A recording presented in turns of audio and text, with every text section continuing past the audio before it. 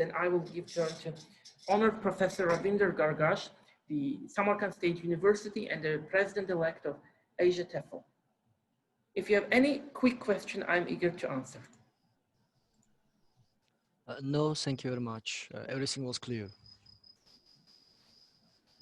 Okay, thank you, Van. Now I want to give turn to the Professor Ravinder Gargash. Sir, can you speak now? Thank you very much. Thank you very much. And thank you for inviting me to this International Student Conference, Teaching in Science. Well, English has a strong connection with science. But before that, since I'm a bit late, let me apologize. I had a very urgent meeting in my university today, so I could not join you at 10 o'clock. The meeting was at 10 and it lasted till about 12 o'clock. So fortunately, I was free, so I'm with you. And thank you for inviting me. Thank you very much. Mr. Salif, thank you very much. And I've read about your center. I've read about the activities of your center. Yes, it's quite exciting. It's good, very nice. And I look forward to some more good news from your center. You've already sent me plenty of good news, but I think there is much more scope for you, and things will be much better, much better, more better in future. Coming to the idea of research and the connection of English language with the research. Today, English is the predominant language. It dominates all areas of research. You can go to the internet, you can look up international scholarly journals. Most of them are in English. Countries which never studied English are also moving towards the study of English. English today has become an international language. Japanese, Koreans, Indians, Thai, Bangladeshi, name anyone you like, Indonesians, Nigerians, Pakistanis, talk anyone that you like. I'm in Uzbekistan, even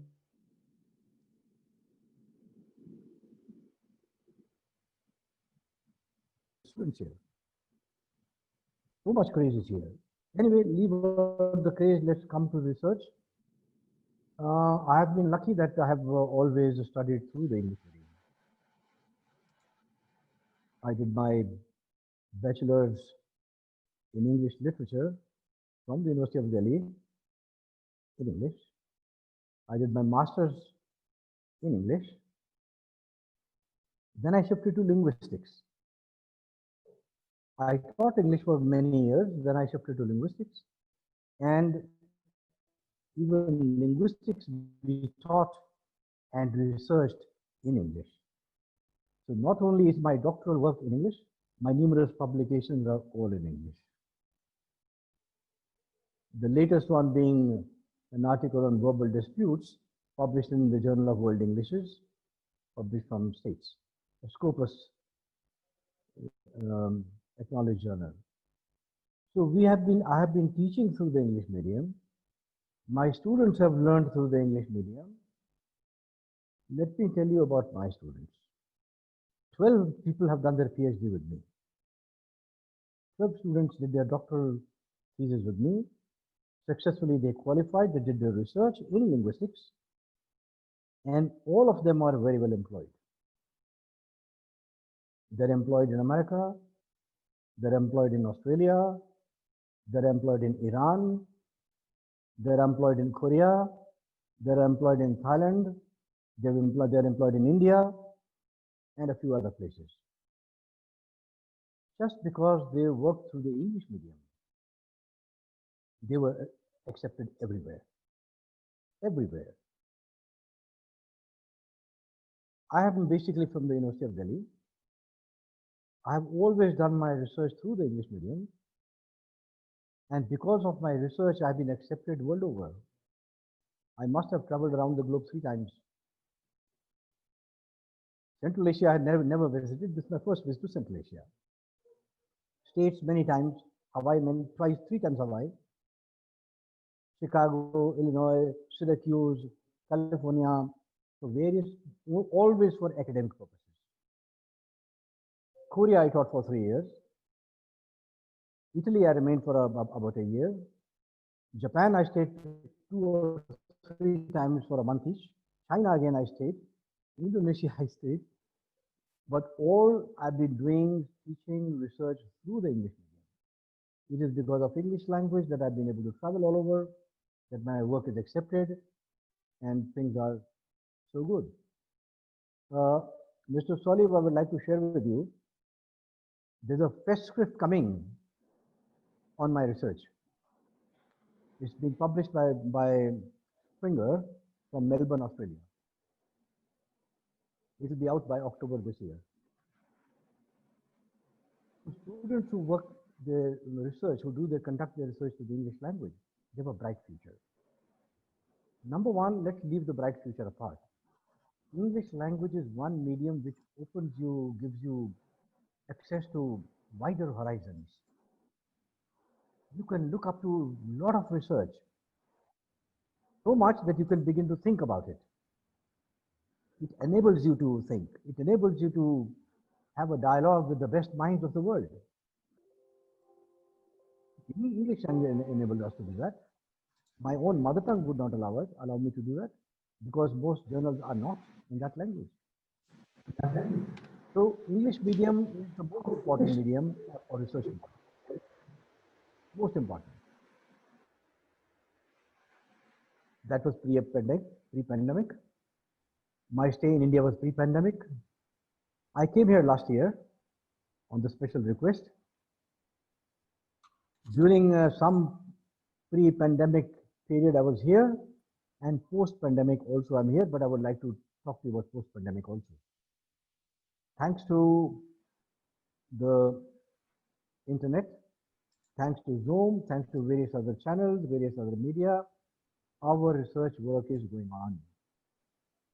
My student, under my supervision, has submitted her PhD thesis at the University of Delhi on phonology in English. That is the latest. Here also, teachers have registered with me for PhD. And since they cannot come, we use Moodle, we use Zoom, we use WhatsApp, we use Telegram, we use all the venues available to us. Dialogue doesn't stop, research doesn't stop, no matter what the pandemic may be, thanks to science. So research work is going on at a fast pace with me in Uzbekistan, in India, and my collaborations is also going on with other people in other parts of the world. I've already been contracted to write an article on India for a book which will be published in 2022. All articles have to be submitted 1 year in advance. They're peer reviewed, and then many things happen, and then finally they're published. So I think your center is doing a wonderful job. You're catering to the needs of the people, catering to the needs of young aspiring minds. And I think that English today is not only at the center of research in the world, but it's also very prestigious. It's a very sweet language, wonderful language. Hollywood has made it more popular, or Hollywood films and even music has made it very popular. It's a wonderful language to work with. But remember one thing, English is no longer one animal today. Of course, Soliv, I'm addressing you, because your center will follow the British accent, because you're part of the Cambridge assessment. But in other parts of the world, like India, like Japan, like China, like Korea, like Nigeria, Pakistan, Bangladesh, any other country where English is not a native language, they have some distinct varieties of English, which has itself become another research area in English language. A lot of research is being done in English language on this kind of English that is being spoken all over the world. What is this? Has English become a lingua franca? Does it have many geographical dialects? Something like a dialect.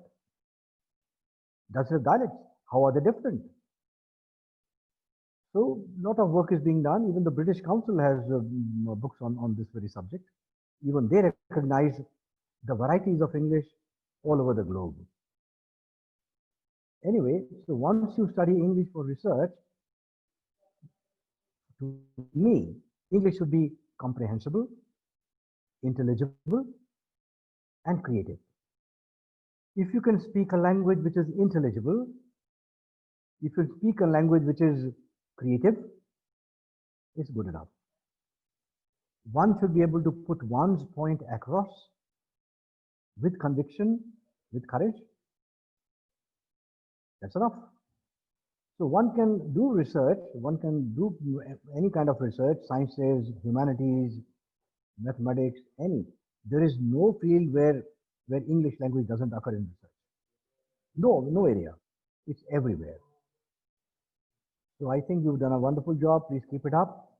My best wishes for your center. My best wishes to all the participants. They should do well. And of course, the credit system has become such that it's transferable across universities. Transferable across universities all over the world. You are able to move very quickly. Mobility is much more. So the Innovative Center will help you in that mobility. Thank you very much. Thank you. Thank you for giving me time. Thank you. Thank you very much. Thank you very much, sir.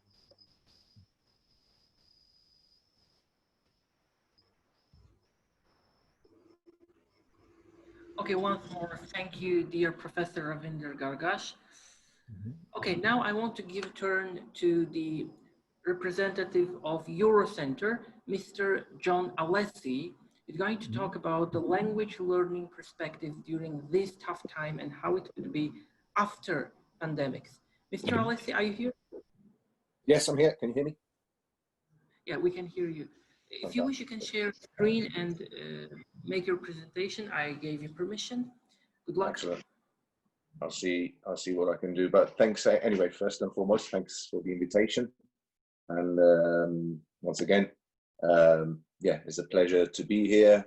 As you know, we as an organization have just recently start to operate in Uzbekistan with the partner, and therefore it's very exciting for us to be able to present to not only to an audience from Uzbekistan, but also from the wider Central Asian area and beyond, of course. Let me see if I'm able to share here. But in any case, the main aim of my short presentation today really is to discuss once again the importance of the English language in the 21st century in particular. Of course, we've all been affected quite dramatically by the current COVID-19 situation, but we need to, most organizations such as ours have had to confront a drastic change in circumstances.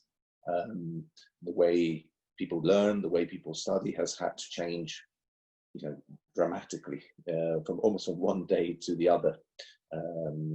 This is particularly true of private organizations, obviously, are for-profit organizations, and therefore, in addition to delivering quality education, need to generate a profit. The challenges have been enormous, but we're very positive about the future. And I think to a certain extent, what we can say is that this latest global challenge, in a sense, has only really helped brought forward changes that perhaps were already inevitable to a certain extent. The situation, as most of you know, whether you work in focusing on your domestic market and therefore catering for English to local students, or whether you are one of those organizations that traditionally known as a receiving organization, therefore you accept students coming from around the world to your institutions, whether these be private schools, universities, etc. You always have, you obviously have been affected quite dramatically.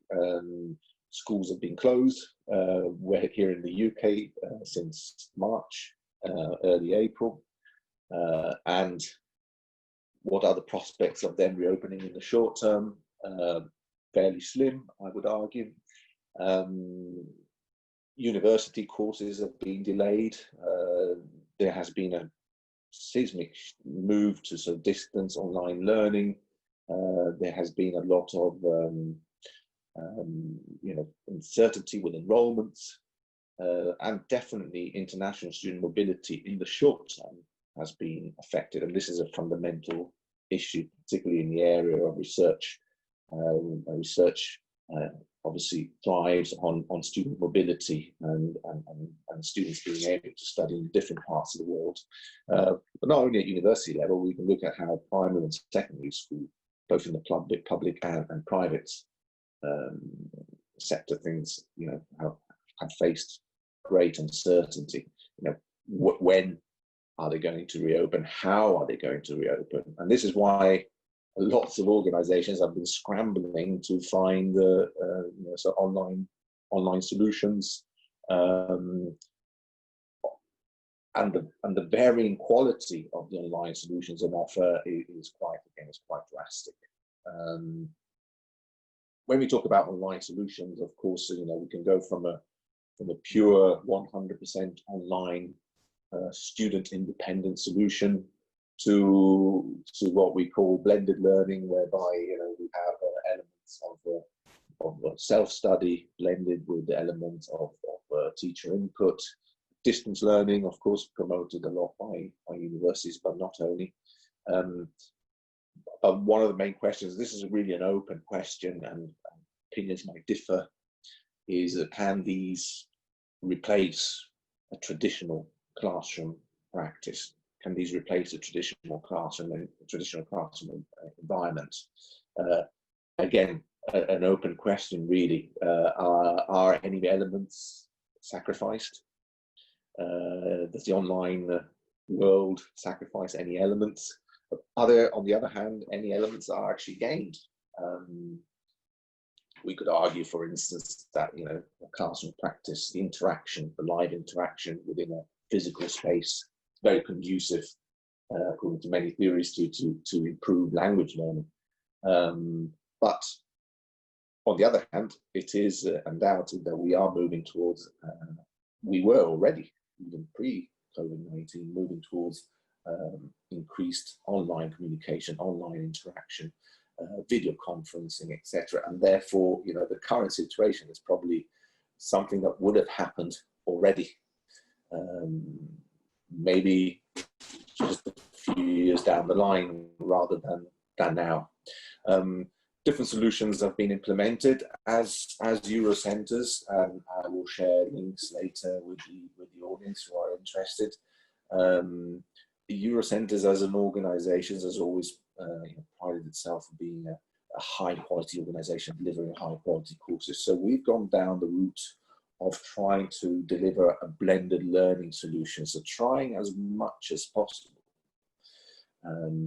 to retain the elements of a live classroom. We do this by actually offering courses either through our partners or directly ourselves, where actual teachers and actual tutors focus on live teaching, wherever a person connects from.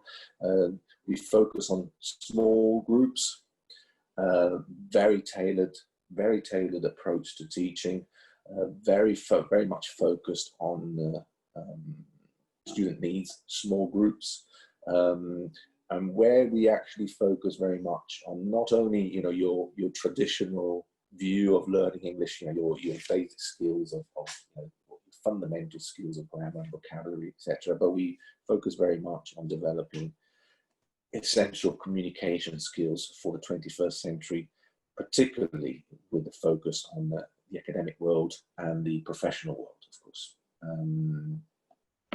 So that for us is absolutely fundamental. We do this in a variety of ways, and obviously different courses can be tailored to different needs.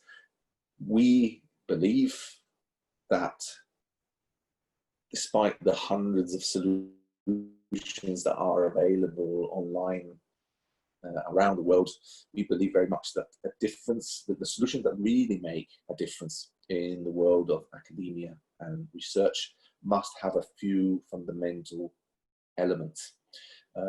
First of all, obviously, without a doubt, they need to be relevant.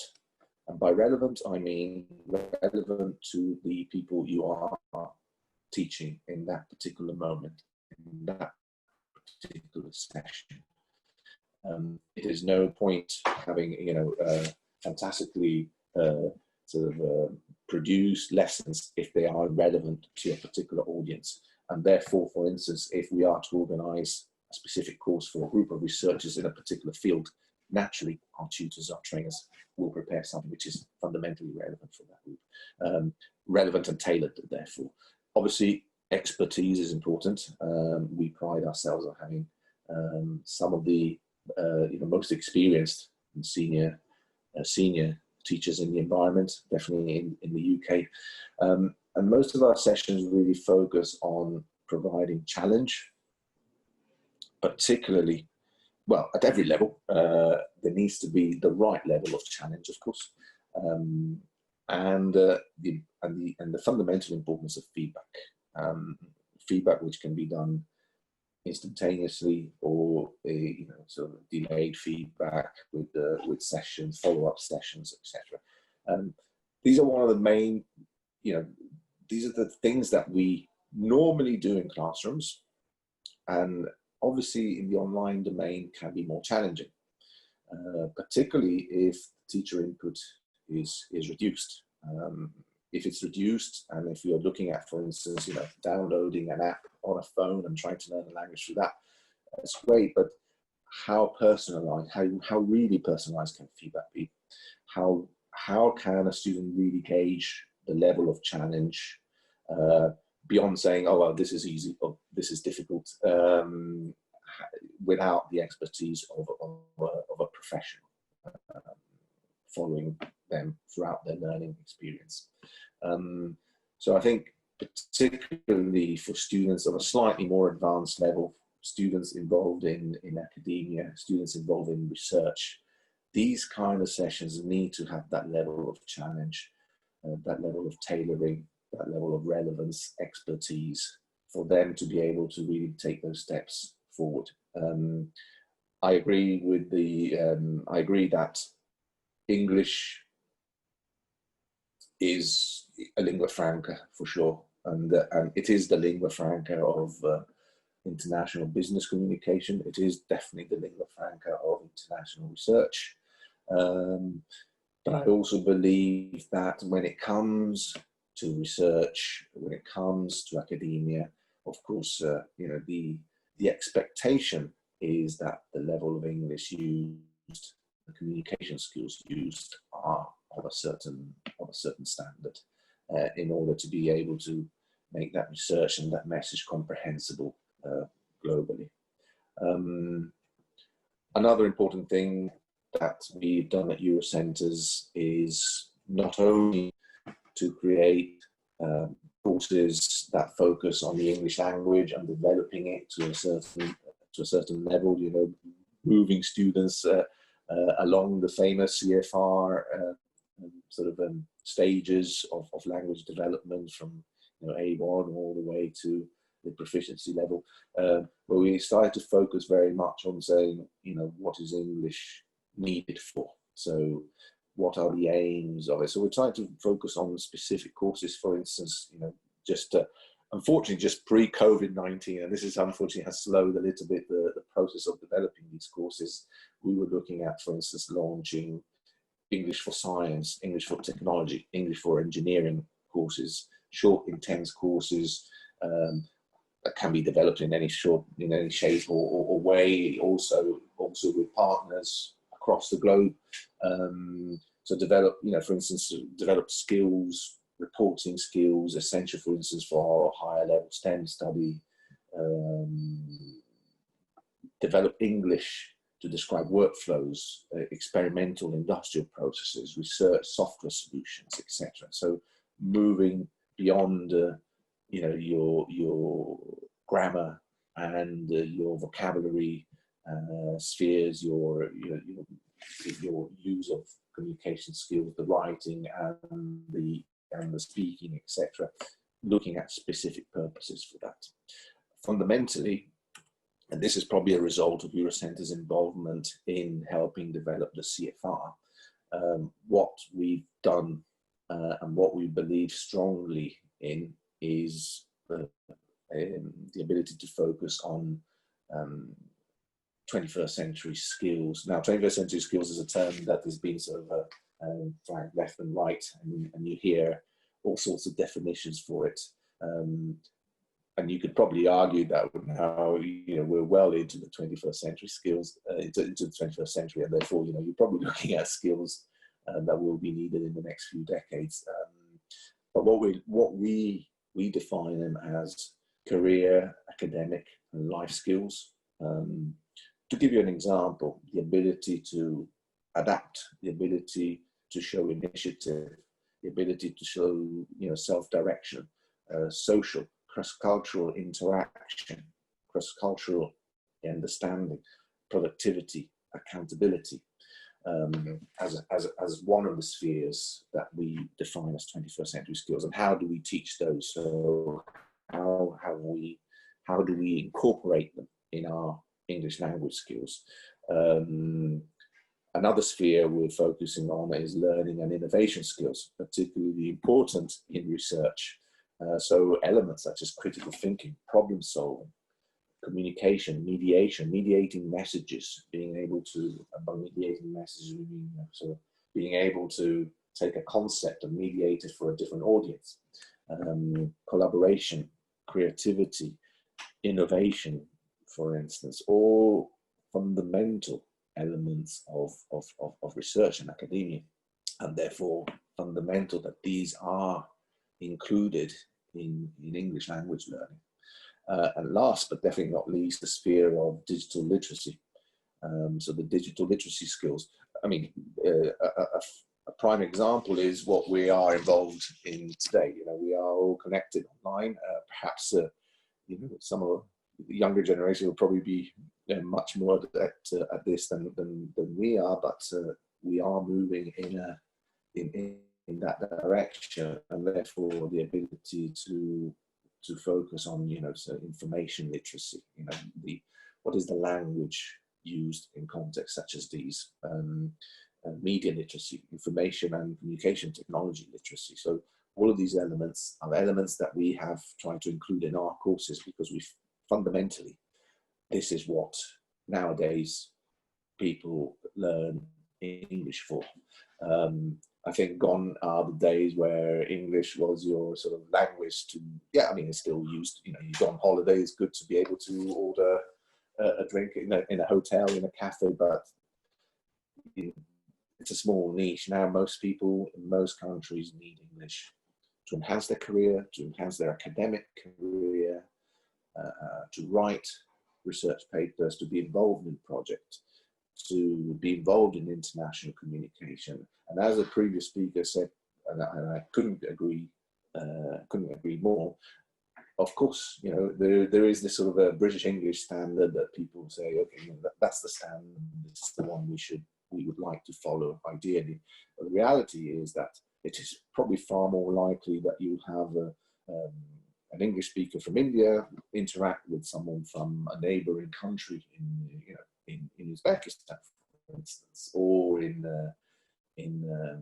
Japan, as was mentioned earlier. And therefore, the emergence of an English language that has solid foundations, but more importantly are those sort of communication skills that I just mentioned that make a difference between success and perhaps limitations that people might have in certain work environments. Post-COVID, what can we expect? Who knows? If I knew, I'd probably have a role in government at this point. Is it a return to normal? Again, an open question. Perhaps, but I would say probably not completely. I think the opportunity that have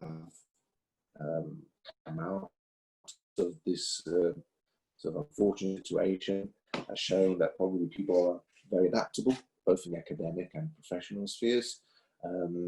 Will there be less of a need to travel internationally? Probably. You know, we have the means now, we have the tools to communicate and be just as effective working from home, my living room, for instance. And therefore, what I think researchers and academics will need is enhanced communication skills for online interaction.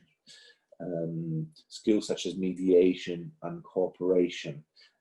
One thing is to, you know, meet 7 or 8 researchers in a room and discuss. The face-to-face interaction is quite fundamental in human interaction. Some of that, you know, body language, some of that has inevitably really gone out of the window. So we probably have to learn and reskill ourselves in how to communicate on a, you know, small window on a screen. What kind of adaptations do we need to take into account? This leads probably to some sort of academic and professional etiquette in the online domain. Again, body language, visual content often has a strong influence in that. So again, probably courses and that focus on that element. And definitely moving on towards an English plus something. So English plus what discipline, for instance, or multidiscipline. And as I mentioned earlier, English plus skills. Those skills that I mentioned earlier are transferable skills, you know, critical thinking, problem solving.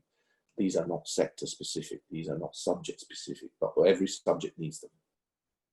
And therefore, you know, the importance of integrating those in courses. On a recent trip to India, interestingly, at the University of Mumbai, I was asked by a lecturer there, you know, how do you teach those skills in British universities? How do you teach critical thinking? How do you teach problem solving?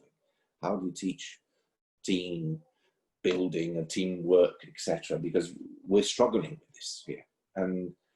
And the reality is that most of my colleagues from UK universities didn't really have a clear answer to that. They said, well, you know, it's just part of what we do. We just grow up learning those skills in British schools to a certain extent. You know, you could argue that's not exactly always the case, but the reality is that there are many contexts where these skills need to be learned, need to be taught, need to be learned within the context, and therefore focusing on language courses that deliver those skills is particularly important. Of course, everything needs to be underpinned by a solid language foundation and knowledge of academic writing and academic writing conventions. And this is why, you know, there are quality centres across the globe that aim to do that. You know, it's a slow process. You know, when it comes to English language learning, you have to start obviously from the basics, like any other skill. But it is important that you develop, and once you reach the academic world, fundamental that you focus on those skills that allow you to improve your research, the quality of the research, make it available globally so that it has a real impact in problem solving and development. So my advice would be to any participant who is looking to move into the world of research and to move into the world of English language learning for that purpose, is to make sure that they choose carefully the path, their English learning path. It is probably worth investing more on a quality course that will tailor for the specific needs of a learner, rather than downloading fairly cheap apps that will probably not lead to much, particularly if the goals are to the academic world and a successful global professional career. So that would be the main points that I would like to say. Obviously, you know, again, we hope there's a return to normal. Whether that will be the case in the short term, we'll just all have to wait to see. I think it's a big unknown at the moment, but there are solutions out there, and I think research is probably one of the, is the key to finding a solution to this latest challenge. So yeah, I would like to thank you all very much for your time. I'm happy to share with Mr. Soliev then sort of contact details, and so you know, if Mr. Soliev has the opportunity post-conference to send to participants information about the speakers, we're very happy to answer any questions there might be, provide more information to learners regarding Eurocentre's methodology, Eurocentre's courses, and more widely about English language learning and skills learning. And in the meantime, yeah, I wish you a very, very good rest of the day and an excellent conference.